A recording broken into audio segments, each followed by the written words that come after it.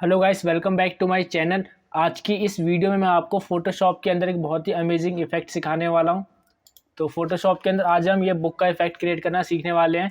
तो सबसे पहले मैं इस फाइल को कर देता हूं क्लोज और इसके अंदर एक ब्लैंक डॉक्यूमेंट को ओपन कर लेंगे। तो इसके लिए Ctrl+N प्रेस करना है और यहाँ से आप प्रीसेट साइज़ यूज़ कर सकते हैं। यहाँ पे सिंपली इसको सेलेक्ट करके और ओके कर देंगे। तो ये हमारा इसमें ब्लैंक डॉक्यूमेंट ओपन हो चुका है। इसके बाद से हमें सबसे पहले क्या करना है, इसके ऊपर हमें एक शेप को ड्रॉ करना है। तो इसके लिए हम जाएंगे अपने टूल बार में और यहाँ से हम सेलेक्ट करेंगे अपना राइट क्लिक करेंगे। यहाँ पे रेक्टेंगल टूल हमें चाहिए। तो यहाँ पे मैंने शेप वाले टूल पे राइट क्लिक किया। तो आपको यहाँ पे सारे जितने भी इसमें शेप मिलते हैं तो उनके ऑप्शन मिल जाएंगे। आपको यहाँ पे फर्स्ट वाला जो कि होता है हमारा रेक्टेंगल टूल, इसको हमें यहाँ पे क्लिक करके सेलेक्ट कर देना है और यहाँ से हमें रखना है इसके अंदर।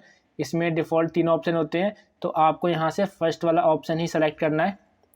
इसको यहाँ सेलेक्ट करके और यहाँ के क्लिक करके यहाँ पे इसको ड्रैग कर देंगे। और आपको एक चीज़ ध्यान रखनी है कि जो हमारी शेप इसमें हम क्रिएट कर रहे हैं वो इसमें नई लेयर पे होनी चाहिए, क्योंकि हम इसको इजीली यहाँ पे मूव भी कर सकते हैं। ये नई लेयर पे हमें इसको क्रिएट करना है। इसके बाद से हमें करना है Ctrl+T, क्योंकि हमें इसको करना है ट्रांसफॉर्म। तो Ctrl+T करके मैंने इसको ट्रांसफॉर्म कर दिया। और इसके बाद से हमें इसको क्या करना है, इसको रिसाइज करना है अपने अकॉर्डिंग। तो यहाँ से हम अपने अकॉर्डिंग कर सकते हैं। और मैं चाहता हूँ कि हल्की सी लाइनिंग इसमें टेढ़ी हो जाए, ऊपर वाली और नीचे वाली भी। तो इसको हम कैसे कर सकते हैं, तो इसके लिए हमें शॉर्टकट की को प्रेस करना है। तो कीबोर्ड में कंट्रोल शिफ्ट और ऑल्ट इन तीनों को प्रेस करना है और यहाँ कॉर्नर पे आना है इस लाइन के ऊपर और माउस का लेफ्ट क्लिक करके हमें इसको ऊपर के साइड में ड्रैग करना है। तो ये हम इसको ट्रांसफॉर्म कर सकते हैं इस तरीके से। और इसके बाद से हम सिंपली इसको एंटर कर देंगे। तो ये हमारी शेप कुछ इस तरीके से बन जाएगी। इसके बाद से हमें क्या करना है, इसकी लेयर प्रॉपर्टीज़ को हमें ओपन करना है। तो इसके लिए हम जाएंगे इस वाले आइकन पे। तो इस पे हमें सिंपली इस पे जाके क्लिक कर देना है। क्लिक करने के बाद आपको यहाँ पे सारे ऑप्शन मिल जाएंगे लेयर स्टाइल के। तो इसके अंदर हम सबसे पहले ऐड करेंगे अपना स्ट्रोक। तो इसके लिए हम यहाँ पे जाएंगे, सबसे नीचे टैब मिल जाएगा हमें स्ट्रोक का, इसको हमें क्लिक कर देना है। और यहाँ से हम जाएंगे कलर पे और कलर यहाँ से हम अपने अकॉर्डिंग जो भी हमें यूज़ करना है वो यहाँ से हम सेलेक्ट करके और यहाँ से इसको ओके कर देंगे। और साइज़ हम इसमें रखेंगे 2 पिक्सल्स और यहाँ पे सिंपली इसको ओके कर देंगे। तो सबसे पहले हमने एक शेप को इंसर्ट किया और उसको हमने ट्रांसफॉर्म करके उसमें हमने स्ट्रोक अप्लाई कर दिया। अब हमें क्या करना है, बुक का इफेक्ट हमें इसमें क्रिएट करना है। तो हमें ये इफेक्ट बार बार इसको क्रिएट करना है। तो इसके लिए हम प्रेस करेंगे सबसे पहले Ctrl+J। तो इस शेप लेयर को हमें सबसे पहले तो डुप्लिकेट करना है। तो इसके लिए प्रेस कर रहा हूँ मैं Ctrl+J। तो ये लेयर हमारी डुप्लिकेट हो जाएगी। और इसके बाद से हम प्रेस करेंगे Ctrl+T। एक काम और करना है, सबसे पहले तो मैं इसको Ctrl+Alt करता हूँ, इसको मैं हल्का सा ऊपर के साइड में शिफ्ट कर लेता हूँ। इतना काम करना है क्योंकि हमें यहाँ पे हल्का सा स्पेस भी इसमें चाहिए। तो इसके अंदर हम क्या करेंगे, सबसे पहले Ctrl+J कर लेने के बाद हमें इसमें करना है Ctrl+T ट्रांसफॉर्म। तो जो हमारी ऊपर की लेयर है तो हमने उसको Ctrl+T से ट्रांसफॉर्म किया और 2 बार हम प्रेस करेंगे डाउन की एरो को। इसमें जो 2 बार हम प्रेस करेंगे इसके अंदर अपना राइट एरो की। तो ये हमने इसको सिलेक्ट किया 2 बार। इसके बाद सिंपली एंटर हमें कर देना है। और इसके बाद मैं चाहता हूँ, मैंने जो भी इफेक्ट अप्लाई किया था मैंने उसको डुप्लीकेट किया और Ctrl+T करके ट्रांसफॉर्म किया और 2 बार मैंने उसको राइट में शिफ्ट किया, 2 बार मैंने उसको नीचे शिफ्ट किया। अब इसको मुझे क्या करना है, इस कमांड को मुझे बार बार रिपीट करना है। तो इसके लिए हम प्रेस करेंगे Ctrl+Alt+Shift+T। तो ये आपको शॉर्टकट याद होना चाहिए, Ctrl+Alt+Shift+T हमें इसको प्रेस करना है और छोड़ना है। तो हमने जो इफेक्ट बाद में लास्ट में अप्लाई किया था वो बार बार इसमें रिपीट हो जाएगा इस तरीके से।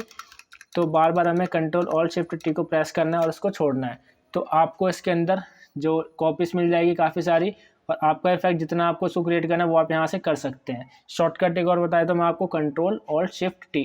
इस शॉर्टकट ये काम क्या होता है, जो कमांड हमने लास्ट बार अप्लाई किया था उसको ये डुप्लीकेट करके देता है हमें। तो अब हमें क्या करना है, यहाँ से देखिए काफ़ी सारी लेयर्स हमें इसमें मिल चुकी है। तो ये सारी लेयर्स हमें यूज़ नहीं करनी। हम क्या करेंगे, इसको सबसे पहले तो मर्ज कर देंगे, क्योंकि हम बस एक लेयर को रखेंगे जो हमारी सबसे ऊपर वाली लेयर होगी।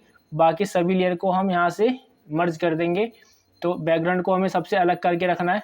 यहाँ से हम क्या करेंगे, ऊपर की लेयर को छोड़ के जो नीचे वाली लेयर है, क्योंकि सबसे ऊपर की लेयर हमारी ये वाली है, इसको हम अभी अलग रख देते हैं। और इसके नीचे जो हमारी सारी की सारी लेयर्स है हम क्या करेंगे, इनको यहाँ से मर्ज कर देंगे। तो मर्ज करने से पहले हमें इनको लिंक भी करना होता है। तो यहाँ से लिंक वाले बटन पे हम इस पर क्लिक करके इन सारी लेयर्स को यहाँ से हम सेलेक्ट कर देंगे इस तरीके से। तो आपको यहाँ पे सारी लेयर सेलेक्ट कर देनी है और इसके बाद से हम प्रेस करेंगे Ctrl+C। सबसे नीचे जो हमारी बैकग्राउंड लेयर है इसको हमें अलग रखना है और ऊपर की हमारी एक लेयर है इसको हमें अलग रखना है। बाकी बीच की जितनी भी लेयर्स है वो सारी हमें लिंक करके और प्रेस करना है Ctrl+E। तो ये आपको इस तरीके से एक लेयर मिल जाएगी और ये हमारी सबसे ऊपर वाली जो शेप है इसकी लेयर हमने अलग करके रखी हुई है क्योंकि इसमें हम बाद में इमेज को ऐड करेंगे। तो अभी मैं इसको यहाँ पर इसके साथ में ही अलाइन कर देता हूँ। अब हमें क्या करना है, इसको यहाँ पे शिफ्ट कर देते हैं। अब इसमें हमें ऐड करना है इसकी जो स्पाइरल बेंडिंग होती है वो यहाँ से हमें इसमें ऐड करना है। तो इसके लिए हम क्या करेंगे, सबसे पहले तो जाएंगे अपनी ब्रश टूल पे। ब्रश टूल पे हमें सिंपली क्लिक करना है और इसको यहाँ से सेलेक्ट कर देना है।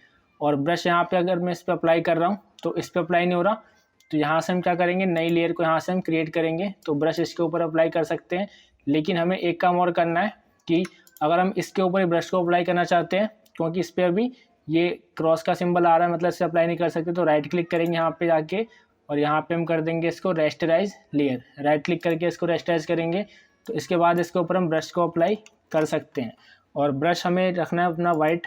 तो ये ब्रश का साइज़ अभी काफ़ी ज़्यादा बड़ा है, इसको मैं हटाना चाहता हूँ, Ctrl+Alt+Z करेंगे। इसका साइज़ हमें उतना रखना है जितना कि मैं स्पाइरल बाइंडिंग इसके अंदर करना चाहता हूँ। तो मैं इसका साइज़ बिल्कुल कम कर देता हूँ, इतना काफ़ी रहेगा।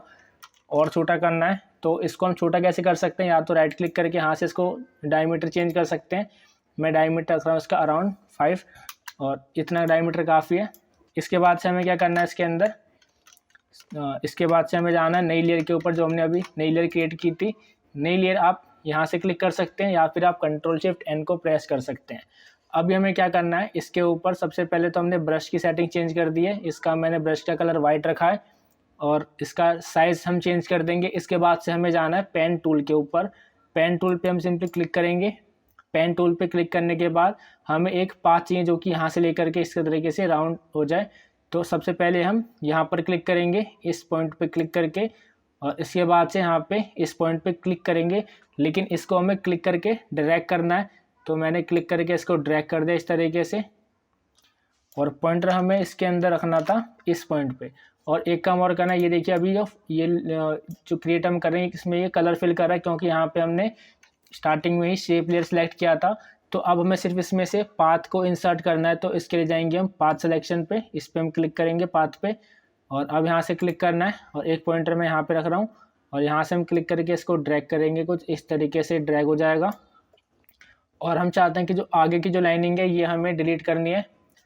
और एक काम और हमें करना था, एक पॉइंट हमारा मिस हो गया इसमें से, हमें जो भी काम करना था ये नई लेयर पे करना था। तो यहाँ से इसको सेलेक्ट करेंगे नई लेयर को, क्योंकि हमें उस पाथ को मूव भी करना है बाद में, इसलिए हम नई लेयर को क्रिएट करके इसके ऊपर काम करेंगे। तो मैंने क्लिक करके इसको ड्रैग कर दिया और इसके बाद से यहाँ पे इस पॉइंटर पे जाके ऑल्ट के साथ में क्लिक करेंगे तो ये आगे की लाइनिंग डिलीट हो जाएगी। और इसके बाद से जो हमने ब्रश की सेटिंग्स करी थी, मैं चाहता हूँ वही ब्रश इस पर अप्लाई करना है। तो इसके ऊपर हमें राइट क्लिक करना है और यहाँ पे जाना है हमें स्ट्रोक पाथ पर, इस पर क्लिक करके यहाँ से हम सेलेक्ट करेंगे अपना ब्रश और सिंपली यहाँ से इसको ओके कर देंगे। तो जो हमने ब्रश पहले हमने क्रिएट किया था, जो वो सेम प्रॉपर्टीज़ इस पर अप्लाई हमने कर दी है स्ट्रोक पाथ की मदद से। इसके बाद से हम जाएंगे इसके अंदर, जो पेन टूल से ऊपर आइकन होता है हमारा डायरेक्ट सिलेक्शन टूल, यहाँ से अपनी पाथ को सेलेक्ट करके हम यहाँ से कर देंगे इसको डिलीट, और इस पॉइंटर को भी यहाँ से हम डिलीट कर देते हैं। ये सारी पाथ हमने इसमें से डिलीट कर दी। और जो यहाँ पे पेन टूल है, यहाँ से इसको हम अपने अकॉर्डिंग मूव कर सकते हैं। तो कुछ इस तरीके से हमें इसके अंदर एक पाथ, और यहाँ में हमें जो फिल इसमें हमें करना था एक कलर को, वो हमने यहाँ पे वाइट कलर फिल कर दिया है और वो नई लेयर पे हमने इसको क्रिएट किया था। तो मैं इसको अपने अकॉर्डिंग यहाँ पे अलाइन कर लेता हूँ इस तरीके से। ये मैंने इसको अलाइन कर दिया है। और जो हमारा नीचे का जो बैकग्राउंड है इसको भी मैं यहाँ पे हाइड कर देता हूँ, क्योंकि वो वाइट कलर हमारा शो नहीं करेगा। और अगर आपको इसको शो करना है तो हल्का सा इसमें हम एक काम कर सकते हैं, शेडो अप्लाई कर सकते हैं।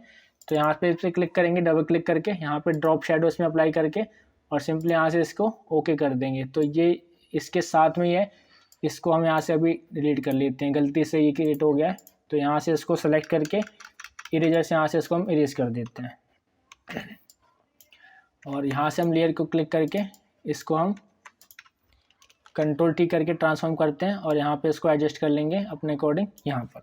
इसके बाद से हमें दोबारा जाना है अपने ब्रश टूल के ऊपर और नई लेयर जो जिसके ऊपर हमने शेप ड्रॉ की थी इसको हमें क्रिएट करना है। और यहाँ से हमें एक कलर यहाँ से हमें चूज़ करना है सबसे पहले। तो ब्लैक शेड में, और यहाँ पे सिंपली इसको हम ओके कर देंगे। तो ये कुछ इस तरीके से इफेक्ट बन जाएगा हमारा। और आपको इसको प्रॉपर तरीके से करना है। क्लिक कर दिया मैंने इसके अंदर, तो ये हमारे पास कुछ इस तरीके से शेप आ जाएगी बन के। ये हमें शेप क्रिएट करनी है, मैं चाहता हूँ कि ये मुझे इसमें रिपीट करनी है। तो इसके लिए मैं वही शॉर्टकट की प्रेस करूँगा जो कि लास्ट कमांड को रिपीट करती है।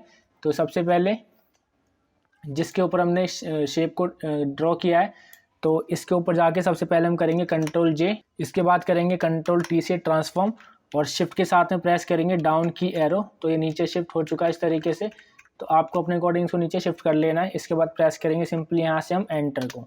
अब ये लास्ट कमांड हमें अप्लाई करना है, तो दोबारा करेंगे हम कंट्रोल अल्ट शिफ्ट और टी को प्रेस करना है और इसको छोड़ना है। तो कुछ इस तरह से आपके पास ये इफेक्ट बन के आ जाएगा। तो ये हमने इसमें इसको क्रिएट कर लिया। अब इसके बाद से जो हमारी शेप लेयर है सारी की सारी, यहाँ से हम एक बार आके इसको चेक कर लेंगे। सबसे पहले हमारी ये लेयर है, इसको सेलेक्ट करके इसके ऊपर जितनी भी लेयर्स है इन सबको यहाँ से हम लिंक करके और यहाँ से प्रेस करेंगे कंट्रोल प्लस ई। तो ये हमारी अलग से शेप बन जाएगी। इसको हम यहाँ पे अपने अकॉर्डिंग बाद में भी अलाइन कर सकते हैं। और इसके बाद से जो हमारी नीचे की लेयर है, ये वाली लेयर जो हमने पहले क्रिएट की थी, इस पर हमें क्लिक करना है और इसमें अपनी इमेज को हम ऐड करेंगे जो हमने अलग से शेप लेयर छोड़ी थी। तो इसको हम सेलेक्ट करेंगे यहाँ से और इसके बाद से अपनी इमेज को ओपन करेंगे कंट्रोल प्लस ओ करके। तो आपको इसमें जो भी इमेज ऐड करनी है वो आप इमेज यहाँ से सेलेक्ट कर सकते हैं। तो मैं अभी इसमें से ये वाली इमेज ओपन कर रहा हूँ। क्लिक किया मैंने इसको, यहाँ पे इसको ओपन कर लेंगे। अब यहाँ से आपको ध्यान रखना है कि आपको उसी लेयर को सेलेक्ट करना है जिसमें आप इसके अंदर इमेज को ऐड करना चाहते हैं।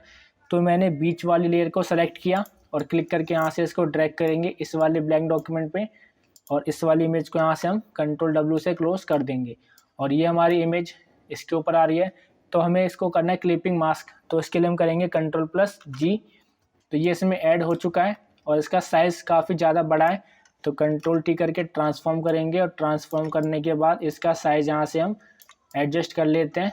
और कॉर्नर पे जो हमें क्या करना है, क्लिक करना है कंट्रोल के साथ में, और यहाँ पर इसको हम अलाइन अपने अकॉर्डिंग कर सकते हैं इस तरीके से कंट्रोल के साथ में करके, और यहाँ पे सिंपली एंटर हम कर देंगे।